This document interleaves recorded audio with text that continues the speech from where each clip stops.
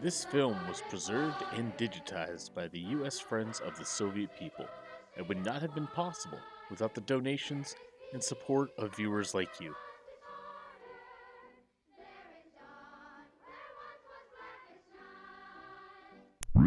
Were it not for their work, care, kindness, and affection.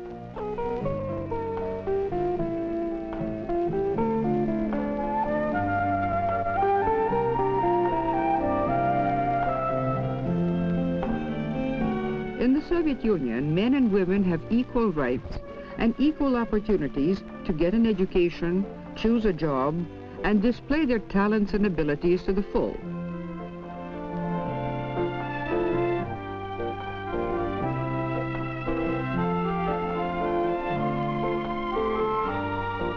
Women account for more than half of the college and university students.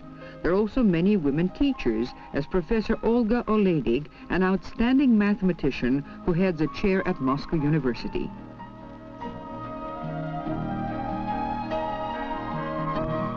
Women take part in drawing up architectural designs and carrying out sophisticated research. There are women workers, such as this highly skilled assemblywoman, Valentina Vostritsova.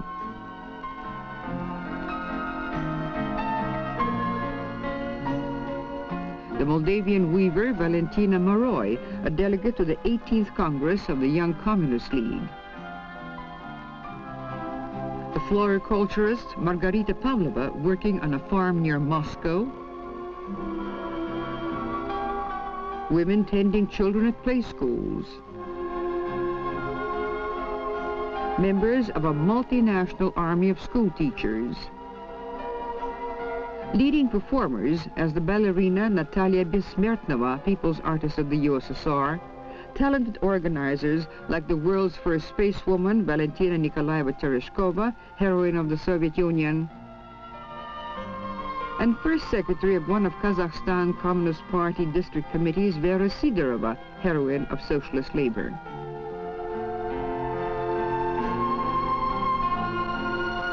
There are nearly 140 million women in the USSR. In this film, we shall tell you about several of them. They live in different parts of the vast country, taking up 1/6 of the world's territory.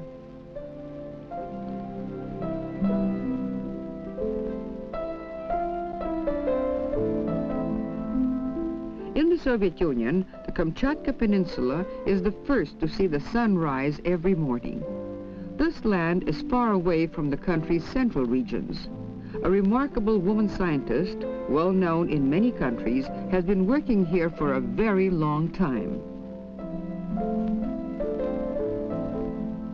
The first woman to become an expert in the study of volcanoes, who has a doctorate in geology and the title of Merited Specialist in Science and Technology, is Sofia Nabokov. Her ambition was to become an actress, but one day, shocked by a story about a terrible earthquake, she decided to devote her life to fighting this natural calamity. She enrolled in the Department of Geochemistry.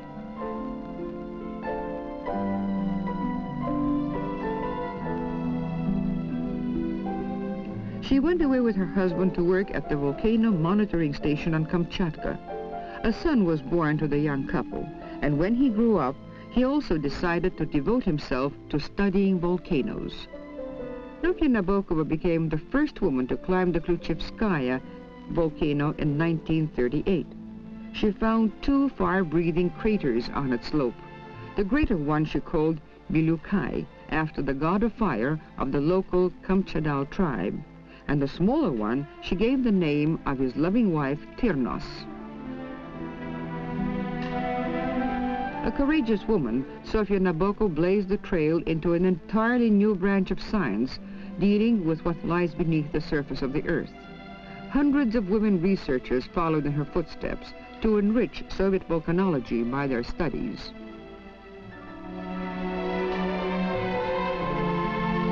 They are like doctors who watchfully feel the pulse of the earth.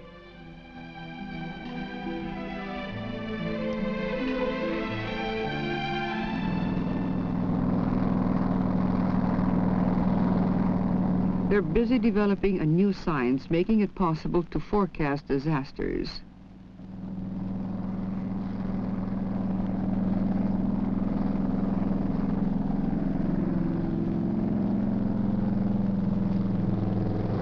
This involves an element of risk. The land surface may bulge or crack any minute, allowing hot lava and gases to gush out. Her team of researchers predicted the eruption of Tolbachik in 1975 with an accuracy of within a few days.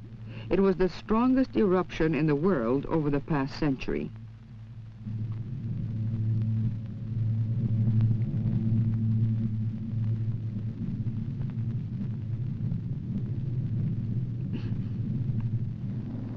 Sofia Nabokov wrote to her lady friend, "As we had expected, the volcano came to life on July the 6th.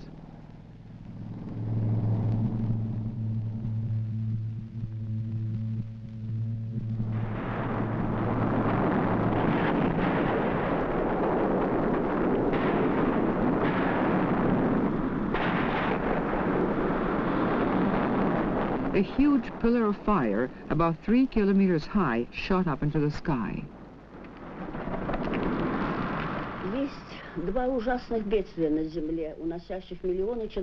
There are two awful calamities on Earth, claiming millions of human lives. The first calamity is war, but the people can unite against it and work for peace. The other calamity is natural disaster, and it is here that science comes in. My colleagues and I are happy that we can do something to reduce the danger of volcanic eruptions and earthquakes, and thus be useful to mankind.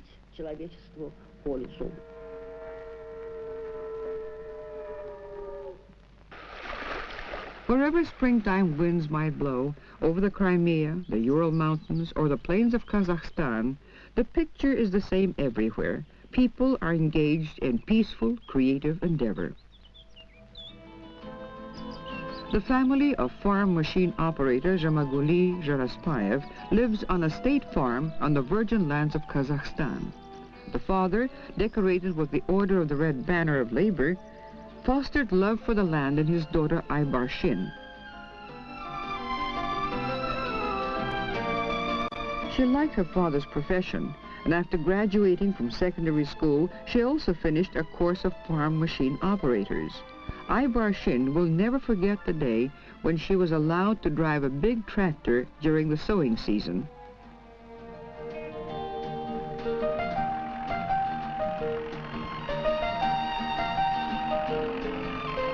When she felt that the powerful machine obeys the slightest movement of her hands on the controls, she realized that she had started out in life on her own.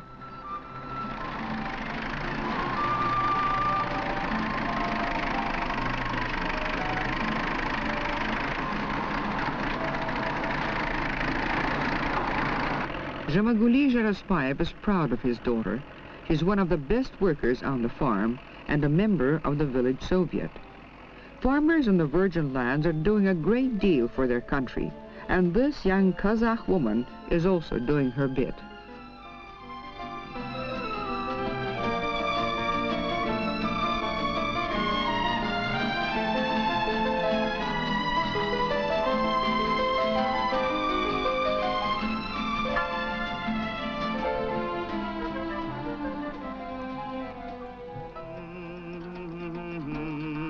Great opportunities are open to all Soviet citizens who have skills and enjoy their work as Aybarshin does.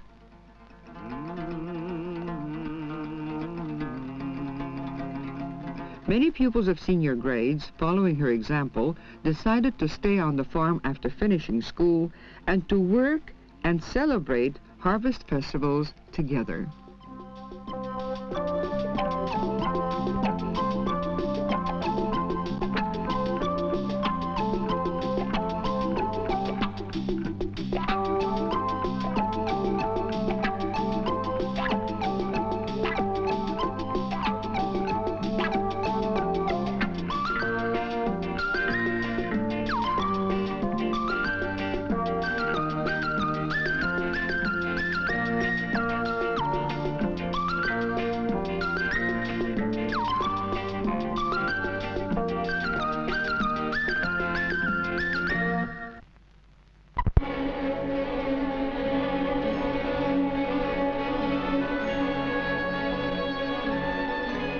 Tolyatti, a new town producing cars, was built on the big Russian river, the Volga, a decade ago.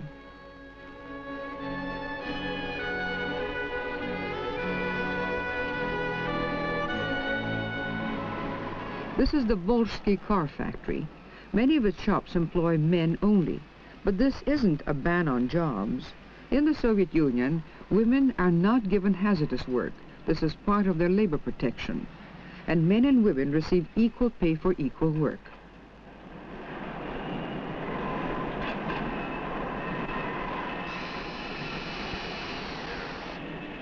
Over the past decade, the factory has turned out 5.5 million cars, and there's a share of women's work in each of the vehicles. Lydia Dudina has looked forward to becoming a test pilot and even an astronaut. However, her husband and parents were dead set against that, and she had to give up her ambition.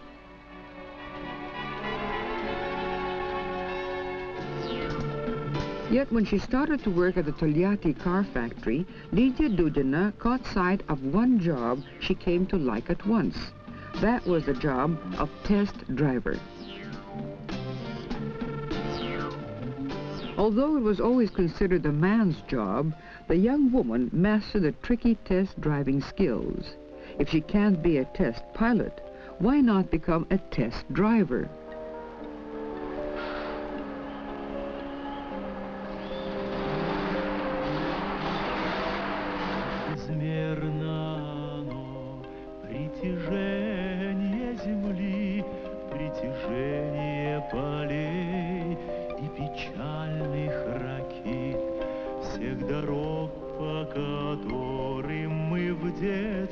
Прошли, и дорог, по которым пройти предстоит. Мы дети галактики, но самое главное, мы дети твои, дорогая земля.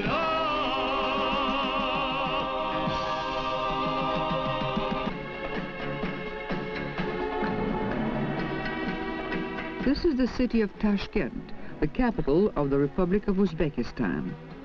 As in the rest of the Soviet cities, women here work in every sector of the economy. They study, rear children, and take care of their families.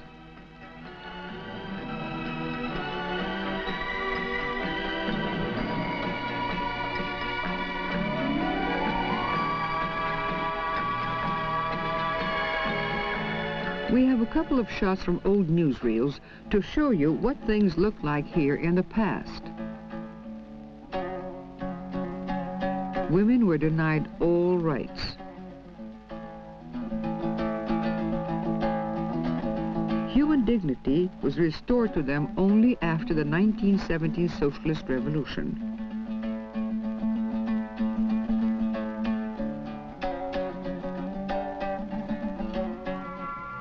Naima Mahmudova, one of the millions of women of the Soviet East, has a big family.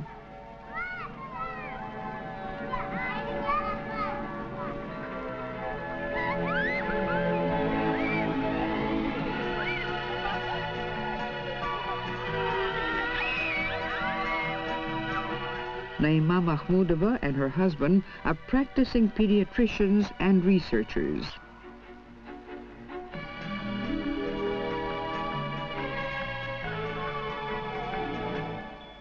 Her husband, Omar, has been given the title of Merited Doctor of the Republic. He heads a large children's clinic.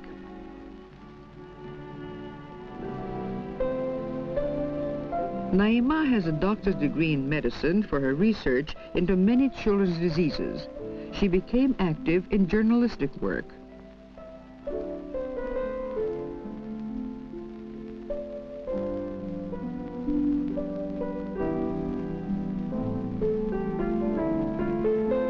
As well as in the struggle for peace and the equality of women in all countries.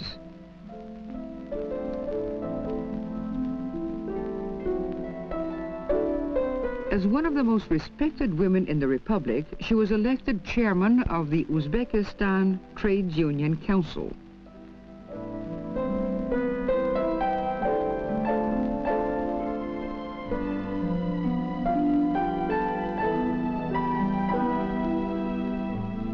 Well, that opened a new chapter in the life of Naima Mahmudova.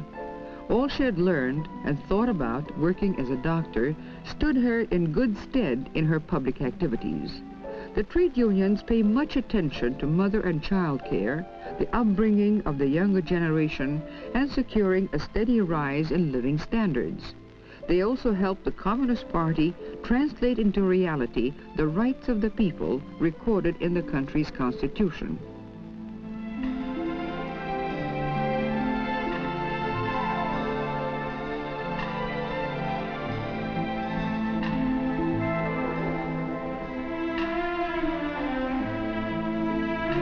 Naima Mahmudova is doing all she can to help women combine as best as possible their jobs and housekeeping chores.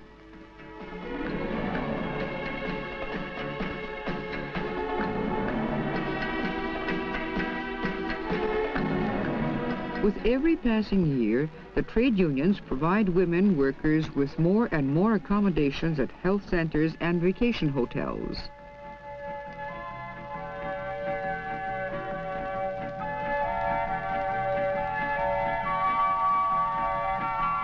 Naima Mahmudova devotes much attention to developing traditional needlework, at which Uzbek young women have always been very good.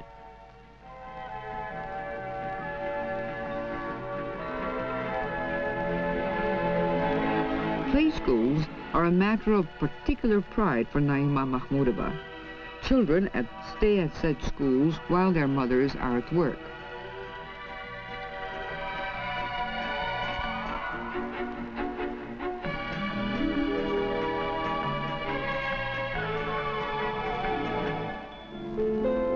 Naima's kind-hearted attitude to others and her organizing abilities were highly appreciated. She was elected a member of the USSR Supreme Soviet, the country's highest legislative body. Women make up 1/3 of its members. This is more than in the parliament of any other country.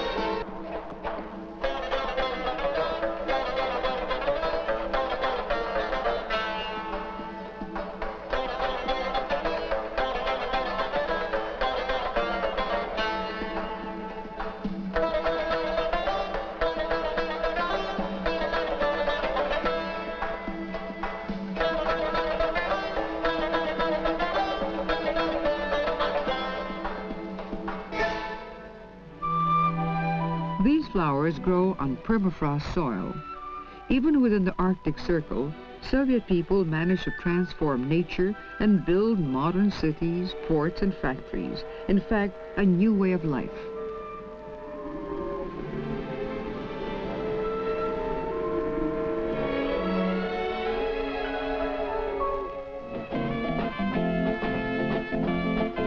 The Chukotka Peninsula is a land of reindeer.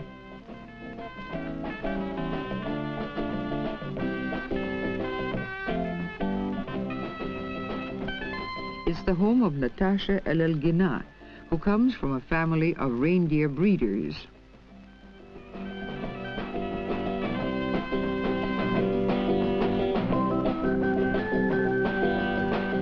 Natasha is an avid reader. She likes books about strong and courageous people. Like these Chukchi children, she studied in her native language.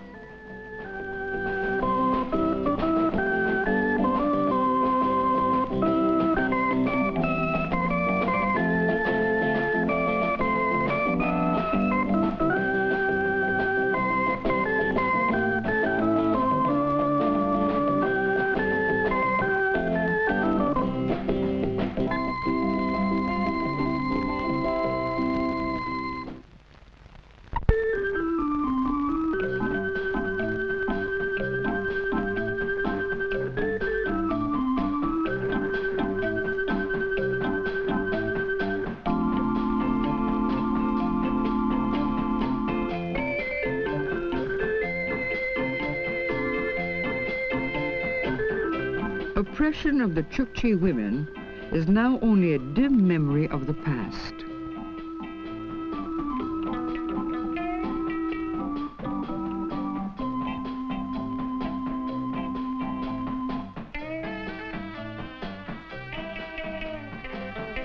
Today, as everywhere in the Soviet Union, a great deal is being done to preserve nature and its animal life.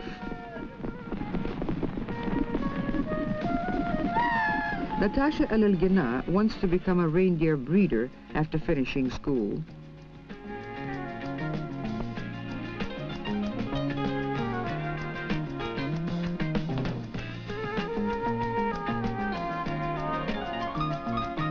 It is necessary to take stock of northern reindeer very carefully.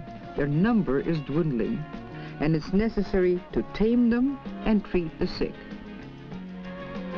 Natasha has interesting plans. She would like to write a book about the reindeer. She wants to try her hand at any work, though reindeer catching has always been a man's job.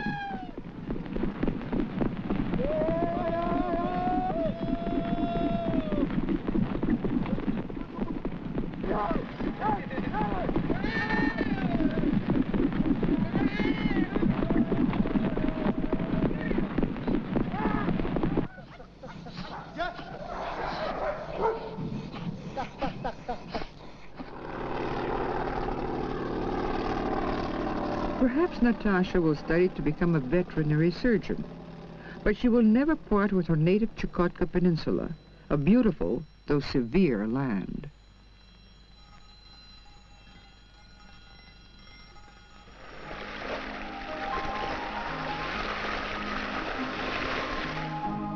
The architect, Irina Benoit.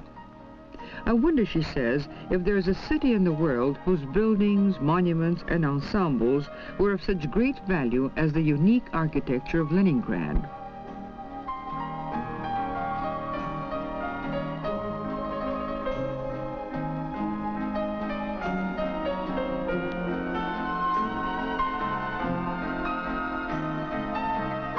All her life is associated with her native city, Leningrad.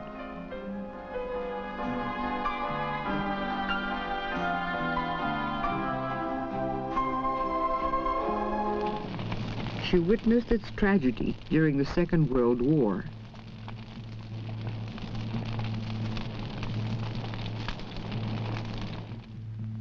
She saw what had become of the famous Peterhof ensemble, which she had admired since early childhood. She succeeded in restoring the beautiful buildings together with other architects and volunteer helpers.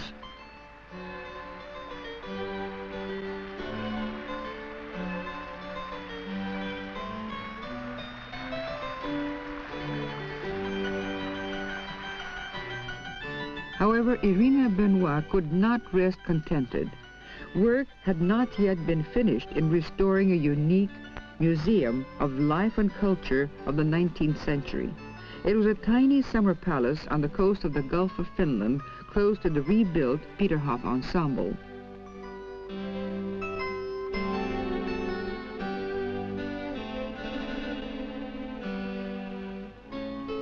The museum was looted and wrecked by the Nazis. To restore items of the interior which were lost or damaged, it was necessary to comb through thousands of old books, catalogs, and descriptions.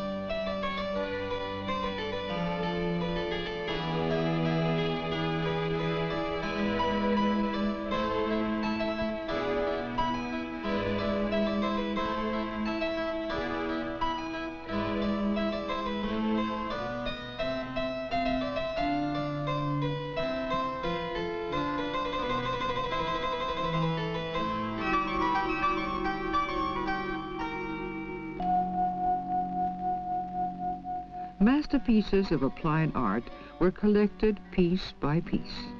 Making a careful study of the archives, Irina Benoit drew sketches which were used by builders and artists to restore the palace rooms.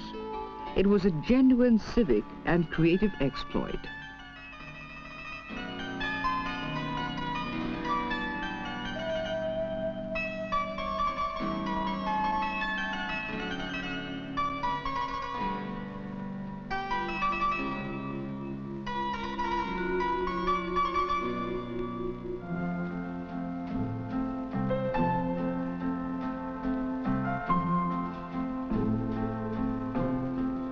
Sometimes months and years would pass without her finding any mention of what used to hang on this or that wall, and Irina Benoit was close to despair.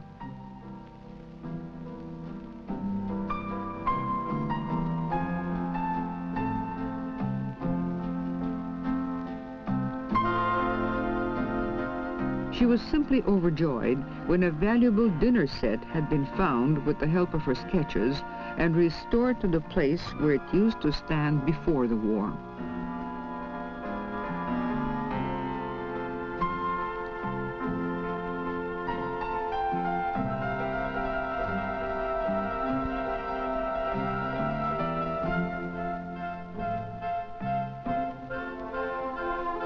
Everything had been completed by the end of 1979. Irina Benoit gave the museum the final look over, and its doors were flung open to visitors.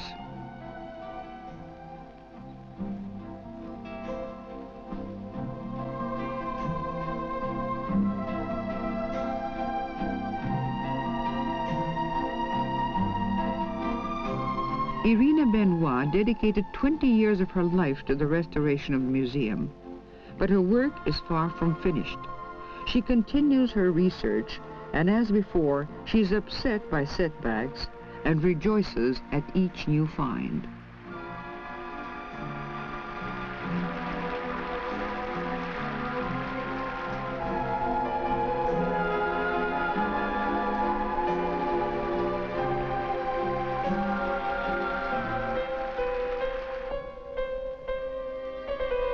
Throughout the ages, poets associated the image of the woman with such notions as beauty, love, and kindness.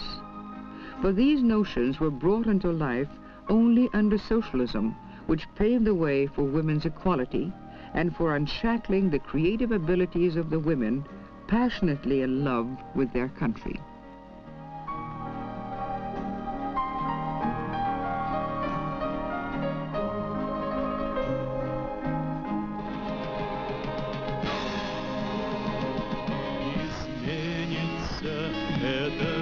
Порядок вещей и настигнет меня, припомнится мне притяжение земли, притяжение друзей, притяжение